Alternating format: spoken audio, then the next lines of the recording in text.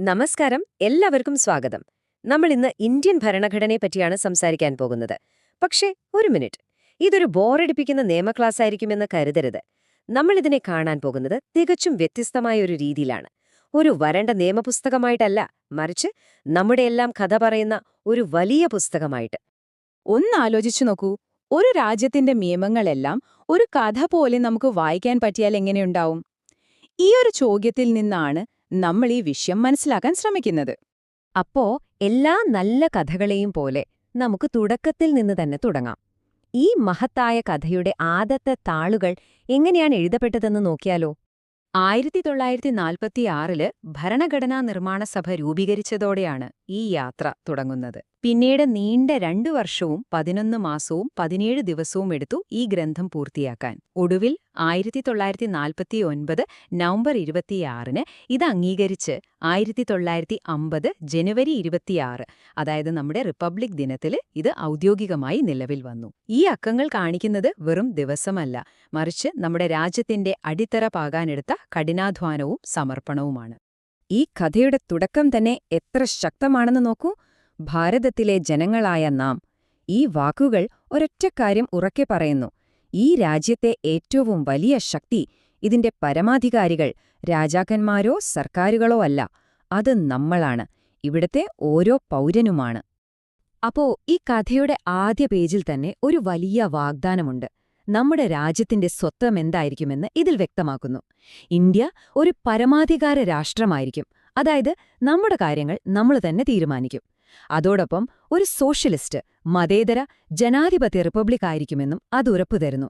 ഇതാണ് നമ്മുടെ രാജ്യത്തിന്റെ അടിസ്ഥാന വാഗ്ദാനം. ഈ വാഗ്ദാനങ്ങൾ വെറുതെ പറയുന്നതല്ല, ഓരോ പൗരനും ഉറപ്പു നൽകുന്ന കാര്യങ്ങളാണ്. സാമൂഹികവും സാമ്പത്തികവും രാഷ്ട്രീയവുമായ നീതി, ചിന്തിക്കാനും പറയാനും വിശ്വസിക്കാനുമുള്ള സ്വാതന്ത്ര്യം, പദവിയിലും അവസരത്തിലുമുള്ള സമത്വം, പിന്നെ ഓരോ വ്യക്തിയുടെയും അന്തസ്സും രാജ്യത്തിന്റെ ഐക്യവും ഉറപ്പാക്കുന്ന സാഹോദര്യം. വരാനിരിക്കുന്ന എല്ലാ അവകാശങ്ങളുടെയും അടിത്തറ ഈ 4 വാഗ്ദാനങ്ങളാണ്.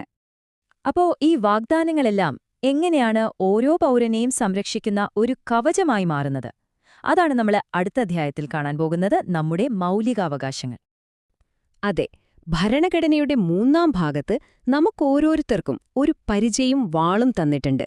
സർക്കാരിന് പോലും എടുത്തുമാറ്റാൻ പറ്റാത്ത ചില അടിസ്ഥാന അവകാശങ്ങൾ.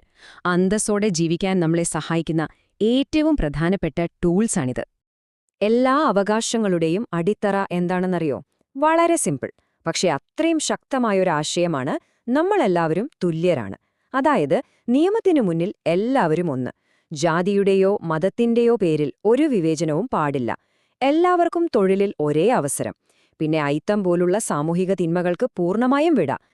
ഇനി പറയാൻ പോകുന്നത് ഒരുപക്ഷെ ഏറ്റവും പ്രധാനപ്പെട്ട അവകാശമാണ്, ആർട്ടിക്കിൾ 21. നമ്മളെ ജീവിക്കാനുള്ള അവകാശവും വ്യക്തിസ്വാതന്ത്ര്യവും. കൃത്യമായ നിയമ നടപടികളില്ലാതെ സർക്കാരിന് പോലും ഇത് നമ്മളിൽ നിന്ന് എടുത്തുമാറ്റാൻ സാധിക്കില്ല. അത്രയ്ക്ക് പവർഫുള്ളാണിത്. പരിചയത്തെപ്പറ്റി നമ്മൾ സംസാരിച്ചു, അല്ലേ? ഇനി വാളിന്റെ ഊഴമാണ്. നമ്മളെ ശാക്തീകരിക്കുന്ന ചില സ്വാതന്ത്ര്യങ്ങൾ: അഭിപ്രായം പറയാനും സമാധാനപരമായി ഒത്തുചേരാനും എവിടെ വേണമെങ്കിലും യാത്ര ചെയ്യാനും ഇഷ്ടമുള്ള ജോലി ചെയ്യാനുമൊക്കെയുള്ള സ്വാതന്ത്ര്യം. ഒരു ജനാധിപത്യ രാജ്യത്ത് ജീവിക്കാൻ ഇതൊക്കെ അത്യാവശ്യമല്ലേ? ഈ അവകാശങ്ങളെല്ലാം വെറുതെ എഴുതിവെച്ചാൽ മതിയോ? പോരാ, അവ ലംഘിക്കപ്പെട്ടാൽ എന്തു ചെയ്യും? അതിനുള്ള ഉത്തരമാണ് ആർട്ടിക്കിൾ 32. ഇതാണ് ശരിക്കുമുള്ള സുരക്ഷാ കവചം. നിങ്ങളുടെ ഏതെങ്കിലും മൗലികാവകാശം ലംഘിക്കപ്പെട്ടാൽ നിങ്ങൾക്ക് നേരിട്ട് സുപ്രീം കോടതിയെ സമീപിക്കാം. ഇതുള്ളതുകൊണ്ടാണ് മറ്റെല്ലാ അവകാശങ്ങൾക്കും ഒരു വിലയുണ്ടാകുന്നത്. ഓക്കെ, അപ്പൊ പൗരന്റെ അവകാശങ്ങൾ നമ്മൾ കണ്ടു. ഇനി രാജ്യത്തിന് മൊത്തത്തിൽ ചില ലക്ഷ്യങ്ങളില്ലേ, ഒരു വഴികാട്ടി പോലെ? അതെന്താണെന്ന് നോക്കാം. ഇവിടെയാണ് നമ്മൾ 2 കാര്യങ്ങൾ തമ്മിലുള്ള വ്യത്യാസം മനസ്സിലാക്കേണ്ടത്. ഒന്ന് മൗലികാവകാശങ്ങൾ, മറ്റൊന്ന് നിർദ്ദേശക തത്വങ്ങൾ. മൗലികാവകാശങ്ങൾ നമുക്ക് കോടതിയിൽ പോയി നേടിയെടുക്കാം, അത് നമ്മുടെ റൈറ്റാണ്. പക്ഷെ നിർദ്ദേശക തത്വങ്ങൾ അങ്ങനെയല്ല, അത് നമ്മുടെ രാജ്യത്തിന്റെ ലക്ഷ്യങ്ങളാണ്. നിയമങ്ങൾ ഉണ്ടാക്കുമ്പോൾ സർക്കാർ ശ്രദ്ധിക്കേണ്ട കാര്യങ്ങൾ. ഒന്ന് നമ്മുടെ കയ്യിലുള്ള അവകാശമാണെങ്കിൽ മറ്റേത് നമ്മളെല്ലാവരും കൂടെ എത്തിച്ചേരേണ്ട ഒരു ലക്ഷ്യമാണ്. ഉദാഹരണത്തിന്, സ്ത്രീകൾക്കും പുരുഷന്മാർക്കും തുല്യ ജോലിക്ക് തുല്യവേതനം കൊടുക്കണം, പരിസ്ഥിതിയെ സംരക്ഷിക്കണം, സൗജന്യ നിയമസഹായം നൽകണം എന്നൊക്കെ പറയുന്നത് ഈ ലക്ഷ്യങ്ങളാണ്.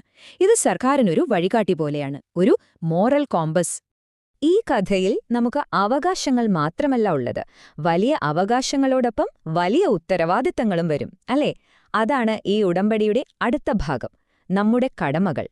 ഭരണഘടനയെയും ദേശീയ ഗാനത്തെയും ബഹുമാനിക്കുക, രാജ്യത്തിന്റെ ഐക്യം കാത്തുസൂക്ഷിക്കുക, പൊതുമുതൽ നശിപ്പിക്കാതിരിക്കുക.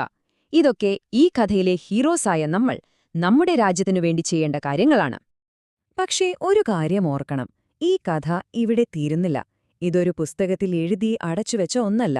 കാലത്തിനനുസരിച്ച് മാറാനും വളരാനും കഴിവുള്ള ഒരു ജീവനുള്ള കഥയാണിത്. അതുകൊണ്ടാണ് നമ്മുടെ ഭരണഘടന ഭേദഗതി ചെയ്യാൻ സാധിക്കുന്നത്. പുതിയ കാലഘട്ടത്തിലെ ആവശ്യങ്ങൾക്കനുസരിച്ച് മാറാൻ ഇതുവരെ 105 തവണ നമ്മുടെ ഭരണഘടനയിൽ മാറ്റങ്ങൾ വരുത്തിയിട്ടുണ്ട്. ഒരു കഥയിൽ പുതിയ അധ്യായങ്ങൾ ചേർക്കുന്നതുപോലെയാണിത്. അപ്പോ ഒരു ചോദ്യം ബാക്കിയുണ്ട്. ഈ മഹത്തായ കഥയുടെ അടുത്ത അധ്യായം ആരെഴുതും? ഉത്തരം വളരെ ലളിതമാണ്: നമ്മൾ ഓരോരുത്തരും. കാരണം ഇത് നമ്മുടെ എല്ലാം കഥയാണ്.